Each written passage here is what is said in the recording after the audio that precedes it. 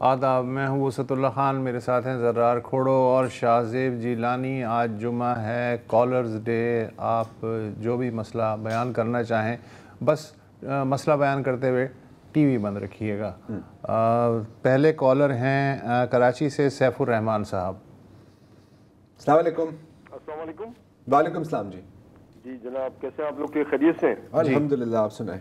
अच्छा, मैं बड़ी अच्छी बात है वसतुल्लाह साहब आप मौजूद है, क्योंकि मैंने जो बात करनी थी वो उसमें ज़रा इनकी शख्सियत का कुछ भी बड़ा खासा अमल दखल था। इसलिए पिछले दिनों मियाँ आबिर महमूद साहब कराची तशरीफ लाए थे और जब सहाफ़ियों से वो बातचीत कर रहे थे तो उसमें हमारी कराची के सहाफ़ा के दो दरश्ता सितारे वसतुल्लाह साहब और मज़हर अब्बास साहब साथ साथ बैठे हुए थे जी। अच्छा, तो उसमें आप सबको पता है मियाँ आबिर महमूद साहब तो बड़े दिनों से अपना एक जो है प्रोग्राम सजेस्ट कर रहे हैं।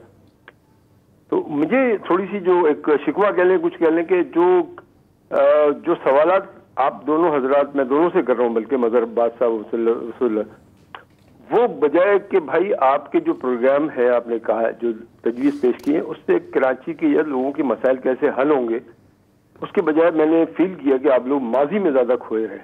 अच्छा। तो वो मतलब यानी कि अगर जैसे कराची का एक बहुत बड़ा मसला है कि ना जी आबादी सही काउंट नहीं हुई है, या मतलब कुछ लोग हैं सिंध में जो कि इसके मुखालिफ हैं, कुछ हिमायत में। तो आपके सवालात जो थे वो मेरी बस गुजारिश ये है कि इस नौयत की नहीं थे कि जिससे लोगों को अपना माइंड मेकअप करने का, रिव्यू करने का मौका मिलता। माजी पे ज्यादा आप लोग रहे, ये मेरा था कि ताकि आइंदा कभी ऐसी कोई नशिस्त हो तो जरा सवालात की नौयत ऐसी हो जिससे लोगों को अपने माइंड को दुरुस्त करने का मौका मिले। तो ये मेरा आपसे बस छोटा सा गुजारिश आप दोनों से ये थी। जी शुक्रिया। आपने वो उसके टुकड़े देखे होंगे, प्रोग्राम तो खैर पूरा नहीं देखा होगा इसलिए कि वो सोशल मीडिया पे टुकड़ों टुकड़ों में आ रहा है। हमने माजी की बात की होगी, लेकिन 25% की होगी, 20% जो बेसिक मुद्दा था कि नए सूबे होने चाहिए या नहीं, उन पे हमने अपना मौक़िफ़ पेश किया और मिसालें दी कि ये जो है आउट ऑफ फैशन किस्म की चीज़ है। अब जो है चूँकि दुनिया की तकरीबन आधी आबादी शहरों में आबाद है, लिहाजा शहरों को ख़ुद मुख्तार बनाने की और एम्पावर करने की ज़रूरत है, ना कि सूबों वाली जो टेक्नोलॉजी है वो इस्तेमाल की जाए। ये था लुब्बे लुबाब सारी गुफ्तगू का। तो अब आपने कोई ऐसा टुकड़ा देख लिया होगा जिसमें माजी का ज़िक्र हो रहा होगा, लेकिन आई होप कि अगर आप पूरा प्रोग्राम देख पाएँ तो शायद आपको अंदाज़ा हो जाए कि किस तरह की गुफ्तगू हुई है।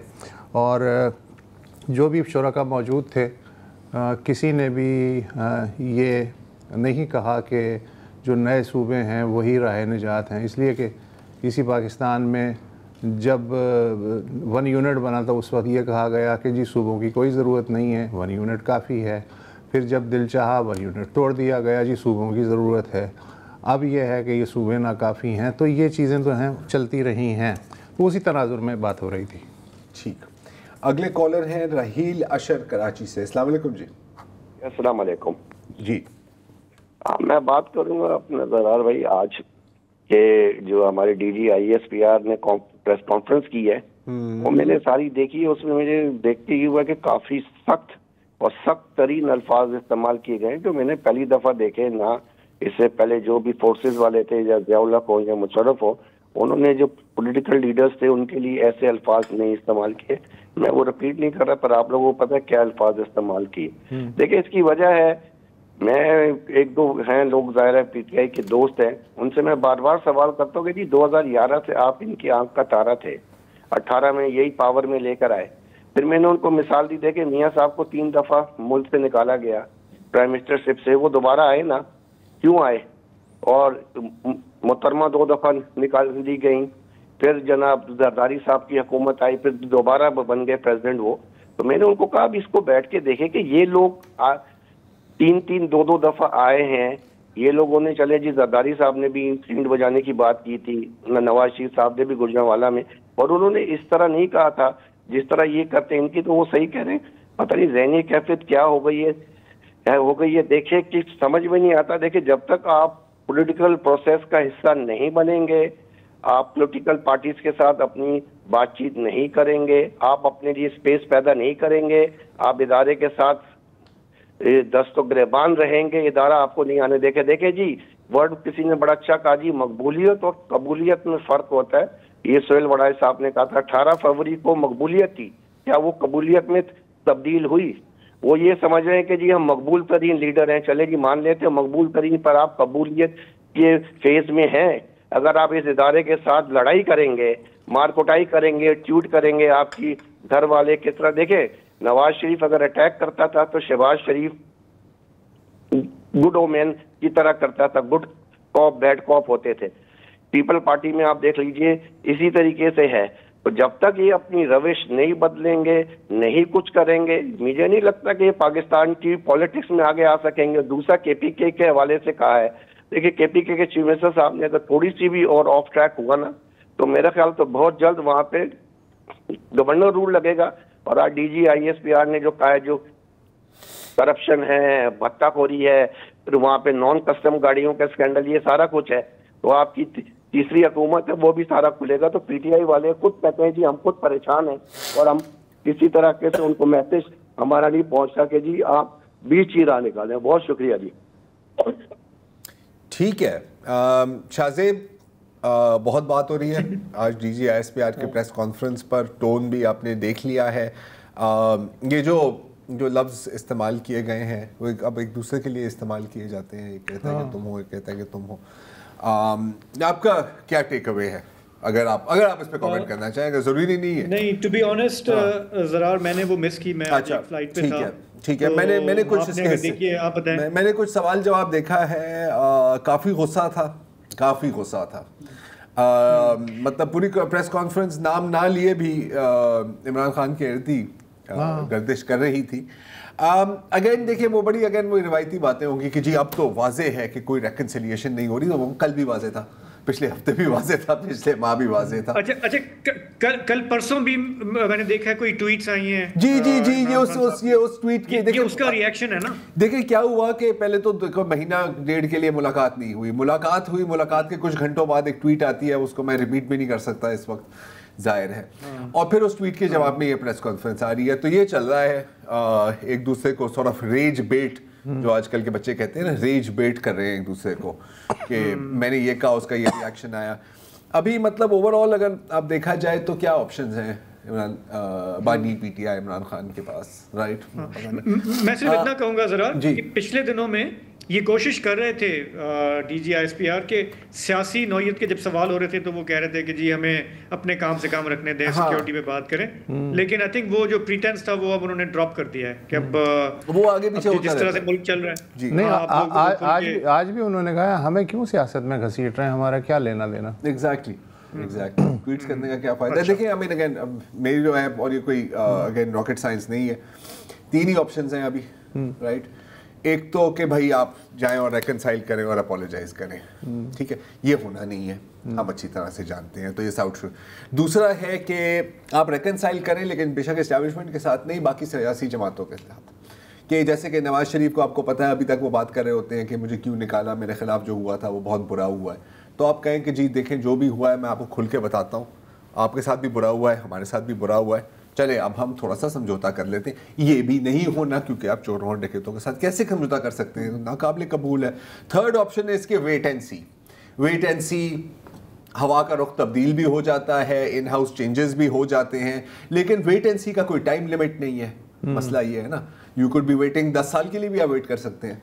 तो अगेन नो ऑप्शंस ऐसे ही चलता रहेगा। अब सिर्फ एक ही चीज़ है कि मुल्क सियासी तौर पे गैर मुस्तहकम रहे फोरसीएबल फ्यूचर में। यही है। मोहम्मद अकील हैं कराची से।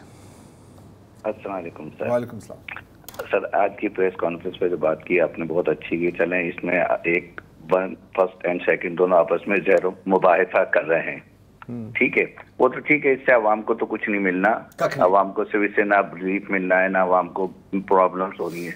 मैं फैसल वार्डर से रिलेटेड अगर हम बात देखें, आज से अगर हम पिछली हुकूमतों में देखें, जुल्फ़िकार मिर्जा साहब होते थे सिंध के जी, वो सर पे कुरान रख के सब कुछ यही चीज किया करते थे, आज फैसल वार्डर कर रहे हैं। आज वो कहाँ पे मौजूद हैं सर? ये तो हमारी तारीख है, हमारे मुल्क में चलती रही है।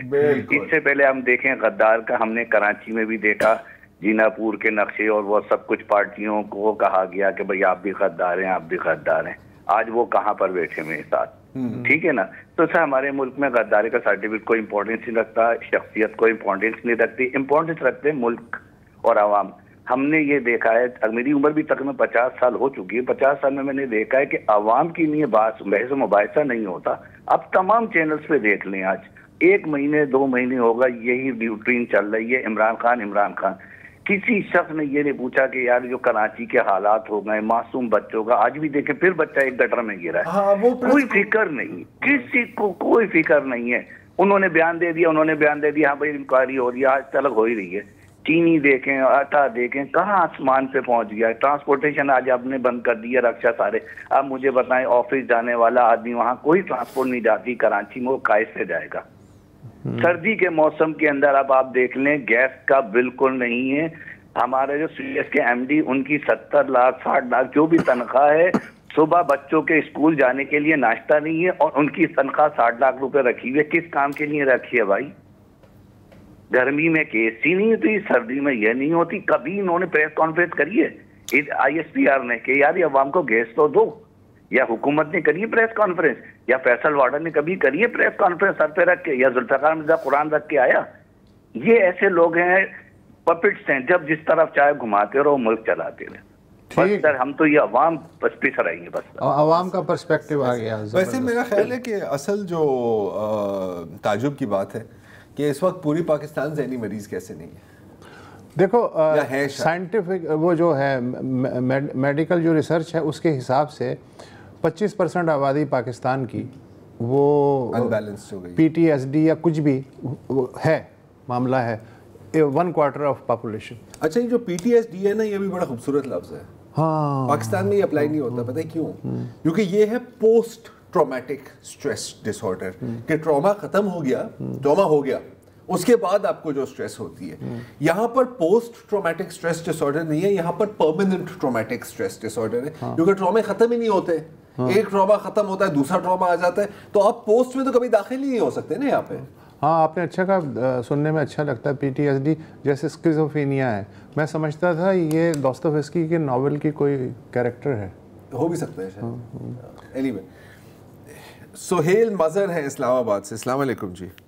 वालेकुम सलाम सर, एक तो बहुत शुक्रिया आपका मौका देने का। जी सर। मेरा सवाल जो है वो एक्चुअली इब्राहिम की डेथ के साथ लिंक्ड है। जरूर। मैं उसमें आप जो एक फिक्रा बदकिस्मत कराची लफ्ज़ इस्तेमाल करते हैं, काइंडली ये ना करें। मेरे लिए मेरा पसंदीदा शहर है कराची।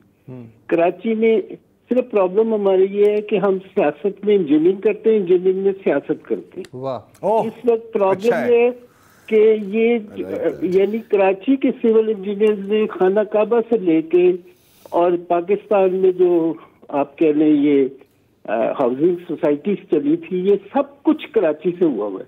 कराची में आज भी स्टील मिल, शिपयार्ड, इंजीनियरिंग की हर इंतहा वहाँ पे मौजूद है। न्यूक्लियर एनर्जी भी वहाँ से आई। सिर्फ ये है कि कराची को बदकिस्मत ना कहें, ये बहुत बुरी बात है।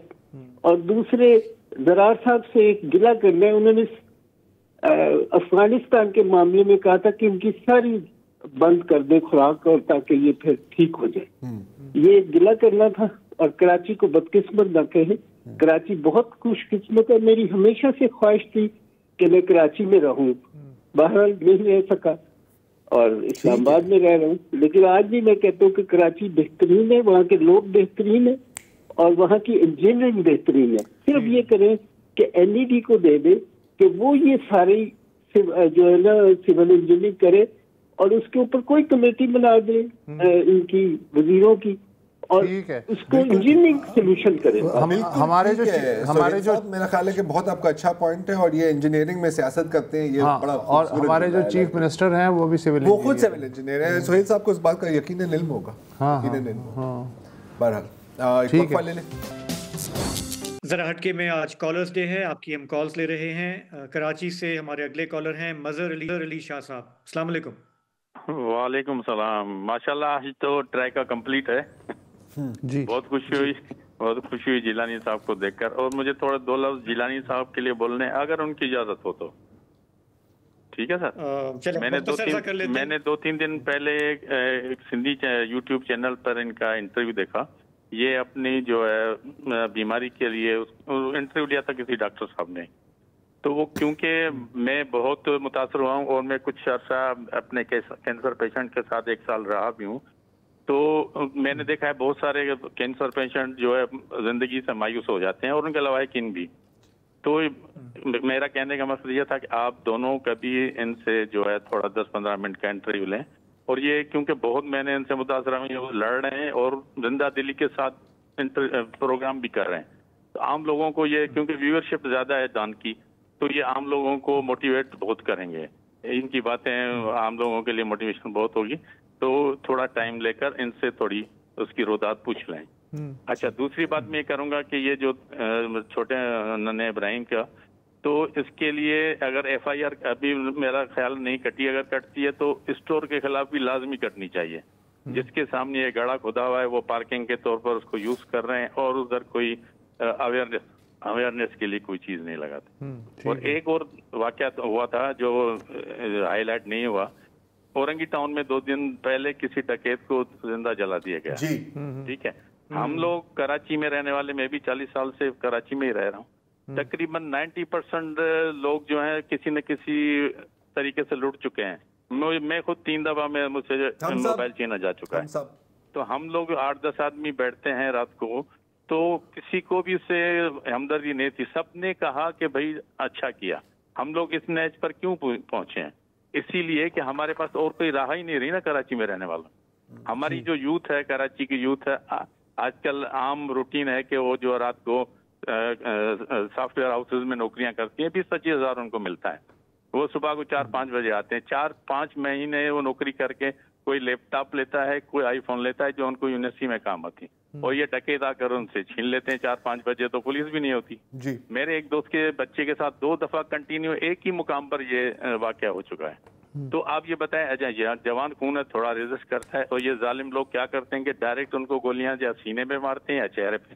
भाई अगर आपने डराने के लिए गोली मारनी है तो आप हवाई फायर करो या पैरों में मारो। तो इनके ऊपर आप मुझे बताइए किसको रहम आएगा। सही रील आजकल ये चल रही है, आपने भी देखा होगी कि भाई उसको मारा तो सही है लेकिन जलाया क्यों। मैंने कहा जलाना चाहिए, किसी को भी हमदर्दी ऐसे डाकुओं से नहीं है, और FIR फिर लोगों पर कट रही है। तो ये एक और मैं सवाल है सीनियर मेंबर के जो वसत साहब से, मुझे ऐसा लगता है कि जो है कोई अनदेखी ताकत ये चाहती है कि कराची वाले सड़कों पर आए। BRT पर सानिया, अभी BRT 4 साल से बन रहा है और 5 साल से हम सुन रहे हैं कि K4 की लाइन आ रही है। अभी 3 साल के बाद उनको याद आया है, तो जो बच्ची कुछ सड़क थी वो खोद दिया, उसमें उसका जो है पाइप बिछेंगे K4 के लिए। यार कोई तरीका है कोई? अभी इस्लामाबाद के साहब जो कह रहे थे कराची में जो है मेरी ख्वाहिश है, रहकर तो देखें कराची में। अभी आज अखबार में छपा है कि जनाब जो है रक्षे नहीं करेंगे, आएंगे, क्या हम लोग हवा में घूम पहुंचेंगे वहाँ? कितने लोगों के पास गाड़ियां हैं? रक्षे नहीं आएंगे। चिंगची में, चिंगची पर भी आपसे बात करने वाला था। चिंगची बच्चियों के लिए जो यूनिवर्सिटी में सफर करती हैं उनके लिए बहुत बड़ा सहारा था, वो बंद कर दिया, अब उनको हवाले कर दिया। ये बदतमीजी बदजुबान जो है बस कंडक्टरों के हवाले आप देखें तो किस तरह वो बसों में सफर करती हैं। तो चिंगची अल्टरनेट दिए बगैर आप चिंगची बंद कर दो, रक्षा बंद कर दो, और लोगों को ले आओ कि वो सड़कों पर आ जाएं। क्या करें कराची वाले, कहाँ जाएं? ठीक है, खुश नसीब है हम कराची वाले। ठीक है, थोड़ा दस थैंक यू। ठीक है, ठीक है, सही। कौन है? वकार अहमद है, कराची से। जी सर। अस्सलाम वालेकुम। वालेकुम सलाम। अच्छा सर, कल मैं आपका प्रोग्राम देख रहा था, उसमें 2 नौजवानों को आपने मदऊ किया हुआ था जो कि फलाही तौर पे खुद से गटर के ढक्कन लगा रहे थे अपने इलाके में। तो आप क्या इस कॉन्सेप्ट से आप लोग एग्री हैं कि हमें खुद से अपने काम करने चाहिए? ये तो फिर हुकूमत को बिल्कुल खुली छुट्टी देने वाली बात है कि लोग खुद ही अपनी गली को साफ करेंगे, अपने गटर खुद ही बनाएंगे, अपनी सड़कें खुद ही बनाएंगे। वकार भाई, आप अगर कराची में रहते हैं, हुकूमत के काम और परफॉर्मेंस तो आपने देख ली, उसके बाद भी आप ये सवाल कर रहे हैं? ये बड़ा अच्छा सवाल है आपका। ये आपका बड़ा अच्छा। मजीद आपसे मैं सवाल पूछना चाह रहा हूँ। अब्दुल सत्तार ईदी फाउंडेशन, आपका ख्याल है कि ये अच्छी चीज है? अच्छा, इसमें मेरी राय ये है कि क्या NGOs के जरिए और ये खुद ही काम करने के जरिए इस तरह मुल्क और शहर चलाए जा सकते हैं? ये छोटे नहीं, ये तो आपको रियासत से पूछना चाहिए ना। हाँ देखिए, अगेन वो क्या कहते हैं ना फिजिक्स में, नेचर अबॉर्ड्स अ वैक्यूम। जहाँ जो जगह खाली होगी वो कोई ना कोई कुव्वत या कोई ना कोई इसको फिल करेगा। हम फ़ख्र से कहते हैं कि ईदी फाउंडेशन की जो एम्बुलेंस सर्विस है वो लार्जेस्ट वॉलंटियर एम्बुलेंस सर्विस है ग्लोबली, दुनिया की। अच्छा, अगर अब आप बिल्कुल हम ये भी कह सकते हैं कि यार अगर वो इस तरह, तो फिर आपने हुकूमत के लिए एक आसानी कर दी है। तो हाँ, एक लिहाज से की है, लेकिन मेरा ख्याल है कि जब इतना एक वैक्यूम है हर लेवल पर, तो अगर कोई कुछ कर रहा है तो 100 बिस्मिल्लाह। और इससे अगर हुकूमत के काम, मगर अब देखो, या तो अगर ये काम ना हो रहा होता और हम कहते कि यार हुकूमत को करना चाहिए, जब ये लोग अगर वो कर रहे होते तो मैं कहता कि बिल्कुल और सही है। जब ये लोग काम नहीं कर रहे थे तब भी हुकूमत का ये हाल था। अब ये काम कर रहे हैं तो कम से कम ये है कि हो रहा है, तो हर सूरत में हुकूमत से एक्सपेक्ट करना जो है। हाँ, मैं थोड़ा सा इसमें इंक्लूड कर दूं एक कमेंट। जी। मेरा ये ख्याल है कि वो ये रिटोरिकल सा सवाल है। हाँ, है तो मेरा ख्याल है कोई भी ये नहीं कह सकता कि जो समाजी काम होता है, एनजीओ का काम, वो सरकार को रिप्लेस कर सकता है, क्योंकि सरकार पे तो जिम्मेदारी है, वो टैक्सेस ले रहे हैं, उनका काम है डिलीवर करना। बिल्कुल। लेकिन जैसे कराची जैसा शहर है या बाकी भी मुल्क है आपका, हम सिर्फ कराची की बात ज़्यादा करते हैं, अगर आप बाकी मुल्क भी ले लें, दूसरे शहर भी ले लें, तो फिर हम ये कहते हैं कि अगर सरकार डिलीवर नहीं कर रही है तो हम हाथ पे हाथ रखे बैठें या जो हमारे बस में हम वो करें। कल का जो प्रोग्राम था उसमें जो हमारे जो गेस्ट आए थे वो अच्छा काम कर रहे हैं। हमें लोगों को ये उम्मीद भी देनी है कि ऑल इज़ नॉट लॉस्ट, थोड़ा बहुत जो हमारे बस में हम करें। और शायद थोड़ा सा उसमें ये भी एक एलिमेंट था कि सरकार को शायद शर्म भी आए कि आपके पास तो इतना अरबों का बजट होता है, आप ये काम नहीं कर सकते, और ये 2-4 नौजवान आते हैं, शाहराह फैसल में इतना बड़ा गड़ा है, 15 मिनट के अंदर उसको फिल करके वो चले जाते हैं। तो that is also a commentary on the kind of governance we have. बिल्कुल बिल्कुल। अदरवाइज वकार साहब की बात दुरुस्त है कि काम तो हुकूमत का है, लेकिन अगर वो नहीं कर रहे तो कोई और ही कर ले फिर। एनीवे, ब्रेक ले रहे हैं। वेलकम बैक, और मैं अगले कॉलर हैं कामरान अली नवाब शाह से। अस्सलाम वालेकुम कामरान भाई। वालेकुम अस्सलाम सर। उसे अंडा कहें क्यों कर के जिसमें सफेदी है मगर जर्दी नहीं है, और वजारत उसकी भी मशकूक समझो जिसे वर्दी से हमदर्दी नहीं है। अब ये इतने सारे नोटिफिकेशंस तो जारी हो गए हैं, एक सदारती निज़ाम का नोटिफिकेशन भी जारी कर दिया जाए, और ये जो साहब पुरानी तनख्वाह पे काम कर रहे हैं, फैसल वाउडा साहब, इनके लिए भी कोई नया नोटिफिकेशन निकाला जाए। वसत साहब, ये आखिरी ख्वाहिश का तो मुझे नहीं मालूम, फैसल वाउडा का भी मुझे नहीं मालूम। सदारती निज़ाम की ज़रूरत, सदारती निज़ाम जो है पहले भी इस मुल्क में आता रहा है, तो क्या हो गया अब दोबारा भी आ जाए तो क्या? अच्छा, ज़रूरत नहीं है। ज़रूरत क्यों है आपको सदारती निज़ाम की? बल्कि ये निज़ाम अच्छा ही चल रहा है। हाँ, लेकिन अगर इतना अच्छा चल रहा होता तो फिर इतनी मतलब यार एटलीस्ट टेंशन की क्या, एटलीस्ट जो चला रहे हैं वो 1 पेज पे तो है ना। नहीं, वो 1 पेज पर है, लेकिन इस पेज पर होने के बावजूद हाँ थोड़ी सी नहीं लग रहा? ये तो आप कह रहे हैं ना भाई, जो वो बैठे हुए हैं, जो निज़ाम चला रहे हैं। बिल्कुल सही, ठीक है। नईम मिजाज है कराची से। अस्सलाम वालेकुम जी। जी वालेकुम सलाम सर। अच्छा, आज की जो प्रेस कॉन्फ्रेंस थी उसमें बड़े सख्त अल्फाज इस्तेमाल किए गए पहली मर्तबा, और इन अल्फाज से मुझे कोई दुख नहीं है। अच्छी बात है कि अगर कोई सिक्योरिटी रिस्क बनता है और उसके लिए सख्त अल्फाज इस्तेमाल किए जाएं तो ये मुनासिब है। अच्छा, सिक्योरिटी रिस्क जो है वो बॉर्डर के बाहर ही होता है या अंदर कोई गड़बड़ करता है, उसके लिए भी हमारी अफवाज को थोड़ा सा एक्शन लेना चाहिए। मैं आऊंगा कराची और सिंध की तरफ कि कराची और सिंध का ये हाल किया हुआ है।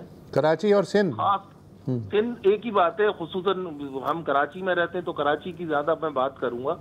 इस वक्त इतना बुरा हाल है, आप लोगों को भी शायद यकीनन अंदाजा होगा, तो क्या हमारी ये अफवाज इस पे कोई एक्शन या इनको कोई डेडलाइन तो दे कि जैसे हम केपीके में गवर्नर राज की बात कर रहे हैं तो इन्हें कुछ ना करे, थ्रेट तो देके तुम सही नहीं करते तो हम ऐसा कर देंगे।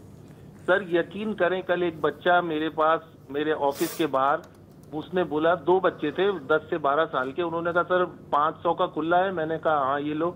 वो बच्चे कहने लगे हम मेहमान हैं, बड़े साफ सुथरे अच्छे से बच्चे, कहने लगे हम गेस्ट हैं, मेहमान हैं। मैंने कहा कहाँ से आए आप? कह रहे हम लाहौर से आए। तो मैंने हंस के उनसे पूछा, हल्फिया बात कर रहा हूँ मैं। मैंने कहा बेटा कैसा लगा कराची?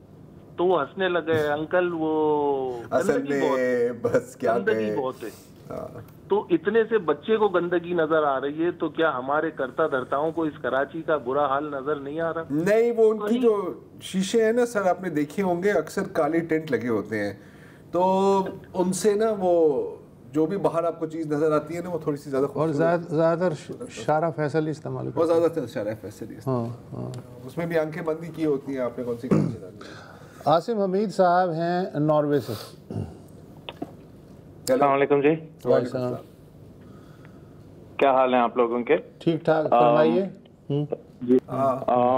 शायद आज एक बहुत ही मजे की एक और बात हुई थी, आपकी नजर से गुजरी होगी, आज दौर में आया था कि डिप्टी चेयरमैन है जो सेनेट के, उन्होंने कोई लिस्ट बनाई कि नेशनल हीरोज ये होते हैं, ये चेरी पिक करके उन्होंने बताया कि इनके खिलाफ कोई नहीं बोलेगा, और इनके खिलाफ बोला तो वो होगा। मैं उनके कौन नेशनल हीरोज हैं उसका तो नहीं पता, लेकिन ईमान और हादी नेशनल हीरोज हैं। मैंने कहा उन्होंने अपनी वफादारी संभाल ली, मैं भी कॉल करके उनके अपने हीरोज का बोल देता हूँ कि गुड लक टू देम। और शाहजेब साहब का सुना हमने, वो भी हमारे हीरो हैं, गुड लक टू हिम। इस जो हालात बन रहे हैं उसमें बहुत जरूरी है कि हम अपने एक्चुअल हीरोज को पहचानें। ठीक है, जबरदस्त बात की हमें तो बहुत सिंपल से हीरोज नजर आते हैं, तो प्लीज विश शाहजेब साहब हमारी तरफ से ढेर सारा। आपके साथ है sir, he is on the line with you, आपकी बात सुन ली है उन्होंने। जी जी जी बिल्कुल जी Shahzeb, I heard the news and I wish you really, मैं अपने दिल से ये कॉल मैंने सिर्फ इस वजह से की थी कि हमें कंप्लीटली नजर आता है कि हीरोज कौन है। वो जो आज स्टेज पे आए, वो जो जेल में है, उन लोगों को इन सबको अपना आप हीरो लगता होगा। डिप्टी सेनेटर साहब को भी अपना आप हीरो लगता होगा। आप लोगों को तमगाए इम्तियाज अगर नहीं मिलता तो किसी वजह से नहीं मिलता। थैंक यू आसिम साहब। आई एम सॉरी, आपकी कॉल को हमें क्लोज करना है, हमें वक्फा लेना है और फिर कुछ और क्लास भी लेनी है। बहुत बहुत आपका शुक्रिया, thank you. Welcome back. Hyderabad से हैं समी एडवोकेट साहब। समी साहब, आपके पास अपने दलाइल मुकम्मल करने के लिए सिर्फ 90 सेकंड्स हैं, प्लीज़। थैंक यू वसाद साहब। मैं एक अहम मसले की तरफ आपकी तवज्जो चाहूँगा। ये मसला चूँकि कराची से बाहर का है तो ज़रा मीडिया की नज़र बहुत कम है। अच्छा जी, एक तरफ तो मुल्क में इमरजेंसी नाफिज है, एग्रीकल्चर इमरजेंसी वज़ीर-ए-आज़म साहब ने नाफिज कर रखी है, और दूसरी तरफ जो है हुकूमत जो है सक्खर से हैदराबाद 306 किलोमीटर मोटरवे बना रही है। अच्छा, जिस रूट से ये बना रहे हैं उसमें जो है ज़रूरी ज़मीन कितनी जो है वो बर्बाद हो रही है, और कितने लोग जो उससे एसोसिएटेड हैं वो जो है वो बेरोजगार हो रहे हैं, उसका किसी को पता नहीं है, ना ये बता रहे हैं। चले भाई, हाईवेज और मोटरवेज भी जरूरी हैं, लेकिन आप किस कॉस्ट पे उनको बनाएंगे जबकि आपके पास बेहतर अल्टरनेट रूट्स दस्तयाब हैं। ये जिस अलाइनमेंट से बना रहे जा रहे हैं उसमें हजारों एकड़ जो कीमती ज़रूरी जमीन जो है वो हमेशा के लिए तबाह हो रही है, और मीडिया पे और किसी को मैं नहीं देख रहा हूँ इस इशू पे कोई किसी आवाज उठाए। हालांकि ठीक है, लेकिन हुकूमत का ये कहना है कि जो भी ज़मीन है वो ख़रीद ली गई है, जो मुतासरीन है वो अगर आवाज़ उठाएं तो हम उनकी आवाज़ बयान कर सकते हैं। कोई मुतासरीन की तरफ से भी आवाज़ अगर उठाई होगी तो हम तक नहीं पहुंची। बहरहाल थैंक यू, आपने एक मसले की तरफ तवज्जो दिलाई। अनवारुल हक साहब हैं इस्लामाबाद से। हाँ जी डियर, मैं काफ़ी देर से आपका इंतजार जी जी, आपके पास सर सिर्फ 1 मिनट है, आप बात कीजिए प्लीज़। डियर, मैं इस्लामाबाद से अनवारुल हक बोल रहा हूँ। मेरी ज़रूरी ज़मीन है, जनूबी पंजाब का एक ज़िला है बहावल नगर, उसकी तहसील चिश्तियाँ का गांव है, चक नंबर 93 फतेह जी। मेरी ज़मीन के साथ वाले हमसाये से मेरा तनाज़ा चल रहा है। आपने मेरा ख्याल है पिछले हफ्ते भी बात की थी, पिछले या उससे पिछले हफ्ते? हाँ जी, उससे पिछले दफा मैं की थी। इसका मतलब है कि मैंने डीपीओ बहावल नगर को 2-3 दफा एप्लीकेशन दी है कि उनके खिलाफ FIR काटी जाए, लेकिन डीपीओ साहब 2-3 महीने से FIR नहीं काटते। मेरे IG पंजाब और वज़ीर आला पंजाब से अपील है कि मेरे मसले को हल करवाया जाए। ठीक है। अच्छा, पहले भी आपके प्रोग्राम में एक बात कर चुका हूँ, अभी दूसरी दफा जी, मेरी बात को सुन नहीं रहा। इसका मतलब है कि कोई अहमियत नहीं दे रहा आपके प्रोग्राम को। हाँ ठीक है, अब अल्लाह करे कोई सुन ले आपकी ये बात। जी अच्छा, एक भी मैं हाँ जी, वो वैसे भी कोई नहीं करता सर। एक अभी नई ऑर्डिनेंस भी आई है पंजाब में वैसे कि जो इस तरह का कोई ज़मीन का तनाज़ा हो इमूवेबल प्रॉपर्टीज़ के बारे में, अब डीसी बाइख्तियार है कि इसको मामले को हल किया जाए। जहाँ तक मुझे याद है 90 दिन के अंदर अंदर अगर डीसी इख्तियार इस्तेमाल करे तो, अगर डीसी इख्तियार, अगर आपकी पहुंच में डीसी है तो हाँ बहरहाल ठीक है। Lots of ifs and buts, लेकिन इन प्रिंसिपल अच्छी चीज़ है क्योंकि 90 दिन का कहा जाता है, वैसे तो आप 90 साल भी गुजार सकते हैं अदालतों में। हाँ सही बात। तो आई थिंक शायद उससे बेहतर है। चलें वाइंड अप। बहरहाल आई थिंक आज फिर इतना ही, अभी और कॉल लेने के तो हमारे पास बिल्कुल टाइम नहीं है। हाँ तो इंशाल्लाह see you next week Monday. Monday.